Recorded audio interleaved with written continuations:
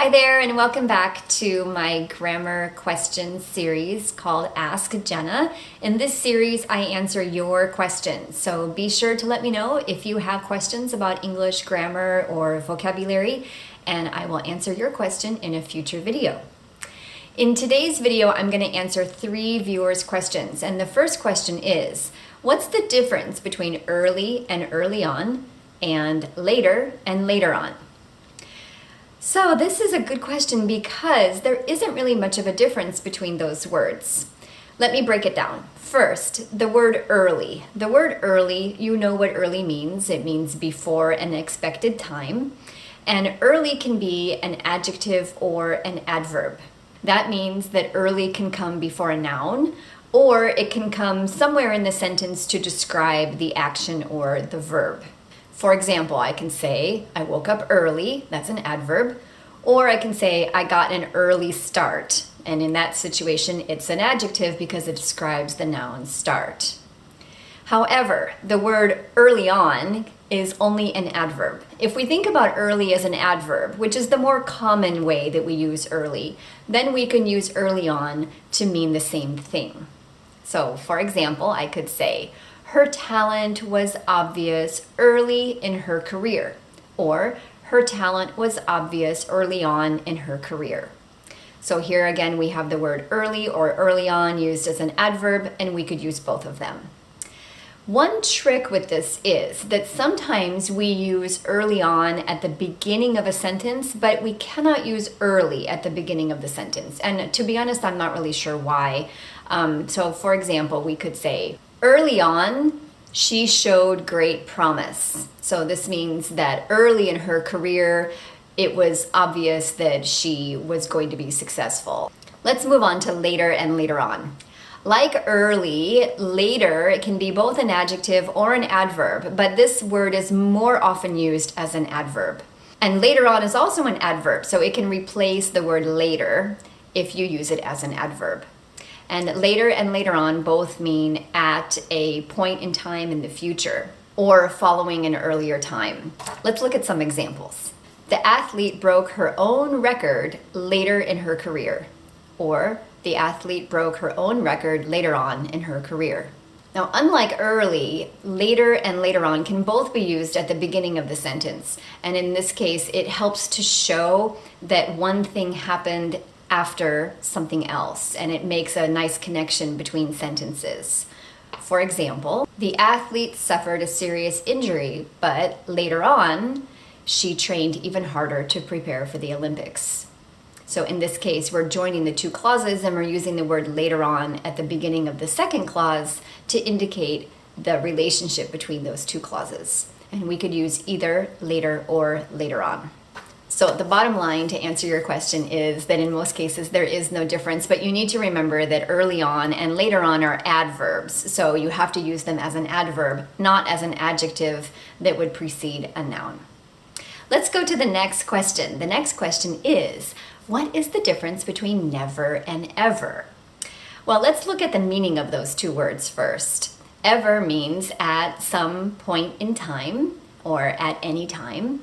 And never means at no point in time. And the easiest way to remember these is that we don't use ever in affirmative sentences. That means that we use ever in questions and in negatives. Let's look at a few examples. Will you ever visit me? Yes, I will visit you sometime.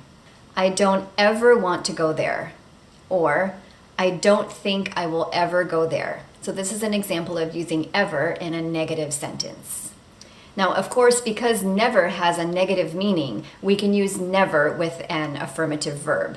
For example, I will never go there. And both never and ever are adverbs, so they can go in between the subject and the verb, or it can go between the auxiliary verb and the main verb. And one thing that can be a little bit tricky is that we say never ever for emphasis. So sometimes you can hear people say, I will never ever do that. What does that mean? I will never ever do that. So it just means I will never do that, but I want to say it really strongly. And you might notice this in the title of the new popular Netflix series, Never Have I Ever. And that again is using the word ever to add emphasis. So the bottom line here is don't use ever in affirmative sentences. And this is a common mistake. Sometimes we hear people say, I will ever visit you. And that doesn't make sense. You have to use ever in questions or in negative sentences. The last question is, what's the difference between on and about when they're used to mean about? So we have two words that mean about. We use both on and about. And can we use them in the same way, or is there a difference? This is a great question because there is a bit of a difference.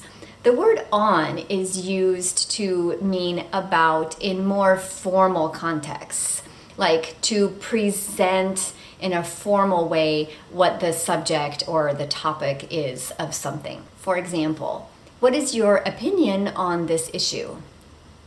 I'm doing a presentation on climate change. Tomorrow's test is on chapter 7. So this is actually a very common use of the word on. We use test on something. I have to write a paper on homelessness in the US. So a paper on, an essay on. Her thesis is on bilingual babies.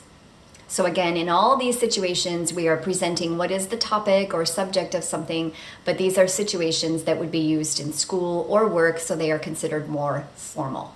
The word book can be used with either one. We can say a book about birds or a book on birds. It kind of depends on how formal you want to be. Now, one thing that you should notice is that you cannot interchange about and on when you use them after a verb, because most verbs have a specific preposition that always goes with it. For example, if we want to say, we are talking about my new job, we cannot say, we are talking on my new job. Or, what is she complaining about? We cannot say, what is she complaining on? Or I am reading about blah, blah, blah. So just keep that in mind that on is used in more formal situations, especially school and work, like a presentation on, a test on, an essay on, a paper on. So I hope that these helped you learn more about these tricky points in English. Please let me know what your questions are, and I will be happy to add them to my next video.